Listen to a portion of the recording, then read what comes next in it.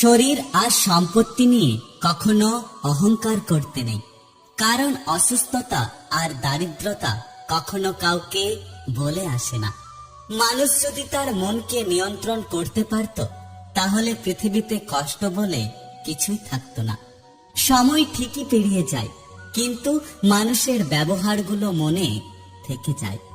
যাদের দুনৌকোই পা দিয়ে চলা স্বভাব, তারা জীবনে কখনো সফলতা অর্জন করতে পারে না। যতই উপকার করো না কেন, মানুষ ভুলে যাবে, কিন্তু ভুল করে যদি একটু ক্ষতি করো, তাহলে মানুষ সেটা সারা জীবন মনে রাখবে। নিজের কথা গোপন রাখার অর্থই হচ্ছে নিজেকে নিরাপদ রাখা। সুখে থাকার জন্য কোটি টাকা লাগে না, লাগে শুধু একে অপরের প্রতি সম্মান আর ভালোবাসা। ভালোবাসি কথাটা